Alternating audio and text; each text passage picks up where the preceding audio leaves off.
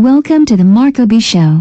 Let's talk about music with Maya Miller from the awesome band, The Pack AD. In podcast 1 with Jason Corbett from Actors, we talked about women in music and discussed how Maya would be our next guest. Actors and The Pack AD played a show together in the summer of 2018. Jason was kind enough to share this moment that he had at that show.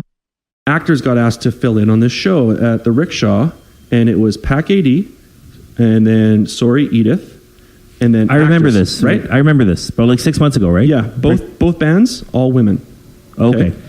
My band, one woman, and then Adam wasn't there yet, and Jamil was maybe in the back, and we were all kind of loading in, sound check, and then it dawned on me, like, I shouldn't be here. I'm the odd man out. This is really awkward, and it wasn't like a conscious thought. It was just inherently I felt uncomfortable. So I went up to the Pack AD and started introducing myself and talking, but I was like, oh wow, everyone's female, there's different sexual preferences here, like I'm just this heterosexual dude in this band, and then I was like, oh, that's what women feel like when they're playing shows with us. Even if it... And let's go back 10 years with the Pack AD. Yeah. And now perhaps they're seeing a different time and an evolution. Yeah. But they were back there, they were fighting the pioneering, battle. They were pioneering it. Yeah. Yeah. Yeah, and it's like, it's to me now it's a no-brainer. You just see the inherent talent, of people, and it's like, man, woman, gay, straight, transgendered, it doesn't matter. Yeah, for sure. And I think if an old dog like me can feel that, I think maybe we're all headed in the right direction. Okay, that's pretty great. I like this observation he had. On the opposite end, it's hard to feel like a minority when you've been raised to accept certain things. So, I feel, case in point, movies, books, women are raised to identify with male characters' coming-of-age stories, which is, when you think about it, absolutely bizarre. Yeah. But we just accept that. So, I hardly notice that in a lot of given situations we'll show up and we will be a few compared to all the men in the room, because it's just standard. When we go on tour, we try and bring, if we're bringing bands along, we try and at least have at least a third of the band have someone be female, just because, I think we have to do all the little things. Was this something that you get asked a lot in interviews? Is this in any way a source of irritation? No, it's not, because I think we have to keep talking about it. Whoa. That was your fault, Maya. It was my fault. I totally... Yeah, no, I think it should be talked about constantly. I think, on one hand, right now, we're living in this particular moment in time where everything feels really crappy. I'm going to use crappy because I don't know how your swear level is on your show. Right. So totally be free, 100%. Yeah. Okay. Everything's really shitty right now. Yeah. It just is everywhere. And I don't know if we're almost talking like socio-political here. Yes, yeah. And I don't know if it's like, if this is just kind of one of those things where it's like someone would say, well, back in my day it was shitty during this time, and everyone's got, I don't know, relative, I only know what we're going through right now, and it's very pervasive, the atmosphere. But I think it's brought some really good things to the forefront, which is that everybody's talking more. Right. And talking about the disparity between wages and treatment and everything when it comes to women and men, and POC and LGBTQ, and everybody needs to be still talking about this. And so, no, in answer to your question, I don't find it irritating, because the discussion should never be dropped. It is important in this podcast that we ask about the origins of the band, how and what motivated Maya and Becky Black to start playing and recording. Ours was a weird one because we were playing in a band with a couple other people for fun and with very little aspiration to any conclusion about that. And then the band broke up, but Becky and I found that we just liked playing together, so we kept the band going, but without any,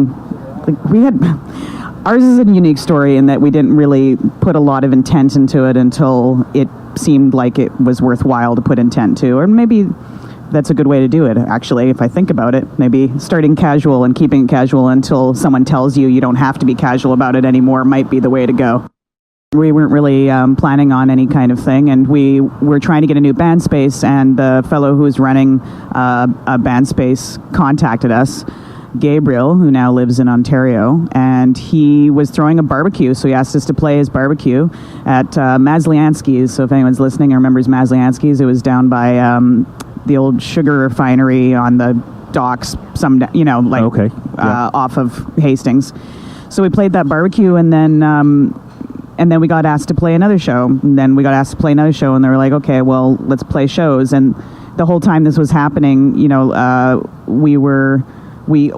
actually within the month of playing that first show, we recorded our first album because our friend Damon came up to us and said, I will record you. And we said, okay. So then we recorded the songs that we had. I don't know how to explain any harder how we didn't really go out there with much intention, and that it just kind of happened and organically, which I feel really okay about. And then, of course, because that was happening, then we were like, okay, well, we'll take this somewhere and we will work at it. And the whole time, all we did was just focus on trying to play the best show that we could. When a band starts to get recognition and opportunities, the balance of touring and keeping your day job can be a big obstacle. How to know when to make the leap to doing it full-time?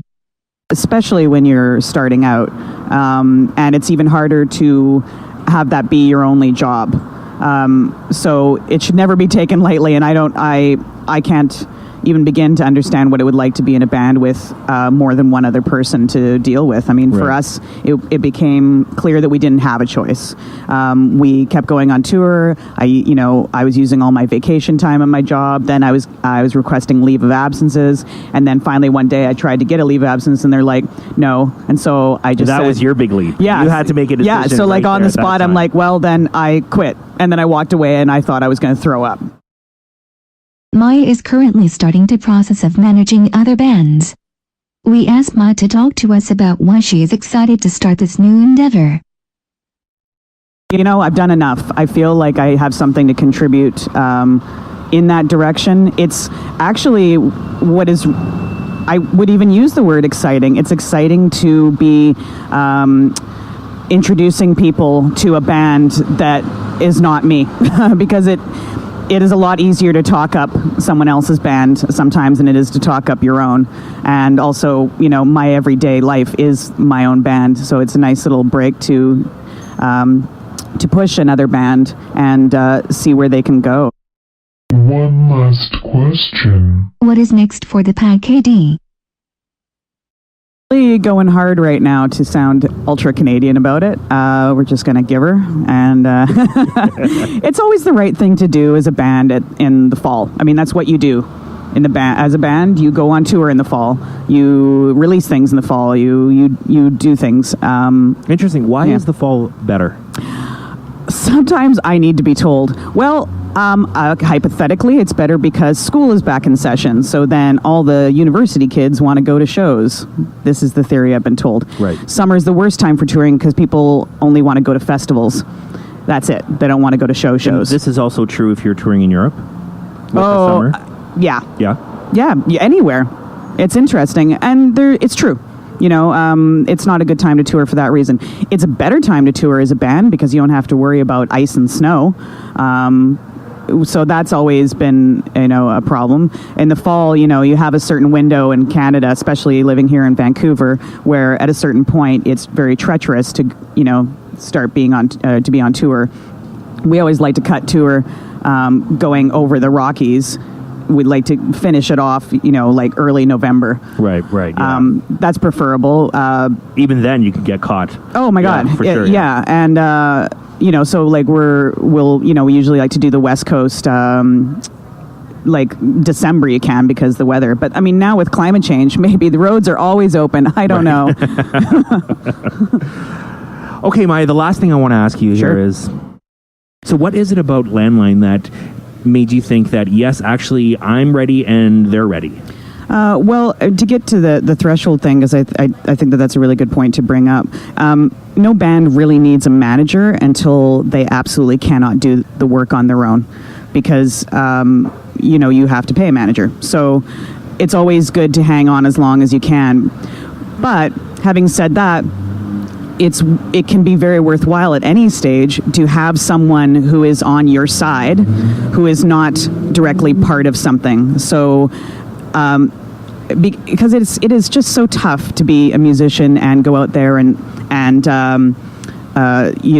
prostrate yourself or whatever, to the masses and to the industry, and to most musicians aren't very good at selling themselves. Right. And even sometimes connecting with people. So I think it's good to have someone that's on their side, that's kind of stepping forward and doing that kind of work. For me, what attracted me to this band is they're all women, and I think that if I can do anything to help women out in this industry, honestly, I'm going to do it, because I know that it's tough, and it's still tough for my band. I think it's important to have this band out there. I think they play excellent music. I love their style of music. It's essentially rock, and I think we all could stand to hear more of it. What I want to do ultimately, and this is what I think a manager should do, is I know I want to be working with them in a way where I'm doing what they want.